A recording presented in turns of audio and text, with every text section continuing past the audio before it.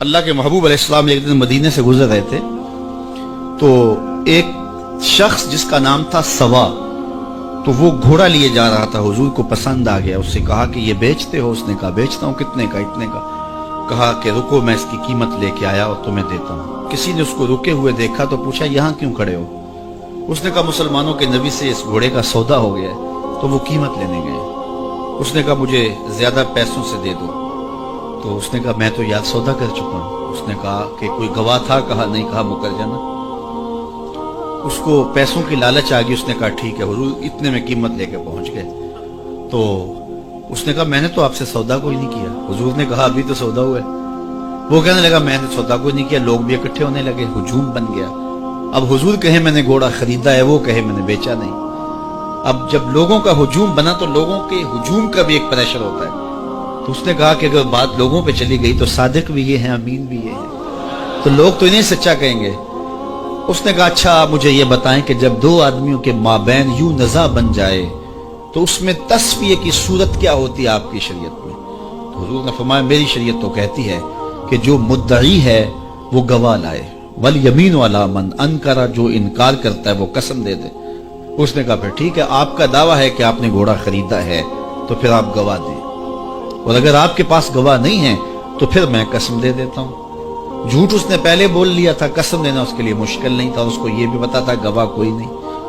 تو اس نے کہا جناب آپ گواہ پیش کر دیں تو میں گھوڑا دے دیتا ہوں جس قیمت پہ آپ بتا رہے ہیں، اور اگر آپ کے پاس گواہ نہیں ہے تو پھر میں قسم دے دیتا ہوں۔ اب بھری بزم تھی، لوگوں کا ہجوم تھا، اور اس نے ایک ایسی بات کی۔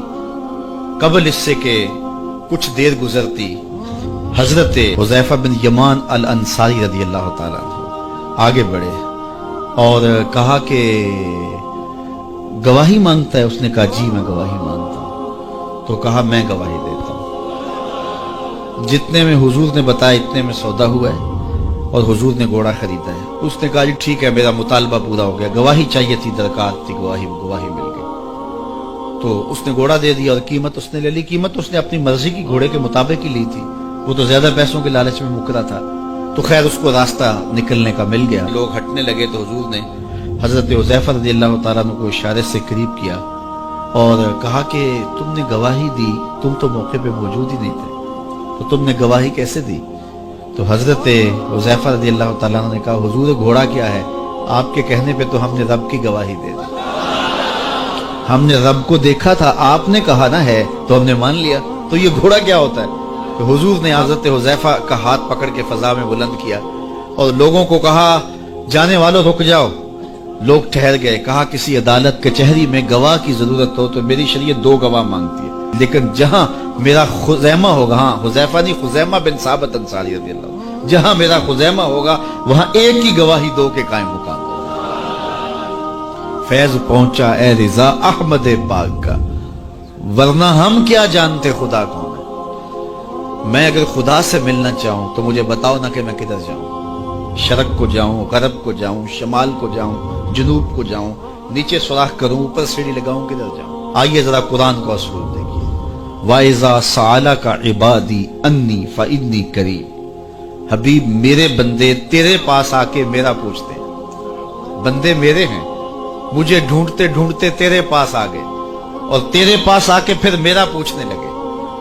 فَإِنِّي قریب، ان آنے والوں کو بتلا دیجئے کہ میں دور نہیں ہوں، نیڑے ہی۔ فا تاقیبیہ کے بعد علماء تفسیر نے لکھا کہ کل مقدر ہے، یہاں کل ماننا پڑے گا۔ فَإِنِّي قریب اے فَقُلْ إِنِّي قریب، ان کو کہہ دیجئے کہ وہ دور نہیں، آگے ہو تو مل جائے گا۔ یہ ہے ترجمہ کل کے مقدر ماننے سے۔ لیکن صوفیہ فرماتے ہیں کل کو مقدر ماننے کی ضرورت ہی کیا ہے، بات ہی سیدھی ہے۔ حبیب میرے بندے مجھے ڈھونڈتے ڈھونڈتے تیرے تک آ گئے، تو محبوب جب تیرے تک آ گئے میں پھر بھی دور ہوں۔ میرے بندے جب مجھے ڈھونڈتے ڈھونڈتے تیرے تک جو آ گئے تو محبوب تیرے تک آگے ہیں تو میرے تک آگے۔ یہ تیرے پاس آ کے پھر میرا پوچھ رہے ہیں، جو تیرے پاس آگے وہ میرے پاس آگے، کیونکہ تیرے تک پہنچنا ہی تو میرے تک پہنچنا ہے۔ تو کہا اگر خدا تک پہنچنا ہے تو مصطفیٰ تک جانا ہوگا، بس یہی راستہ خدا تک پہنچتا ہے۔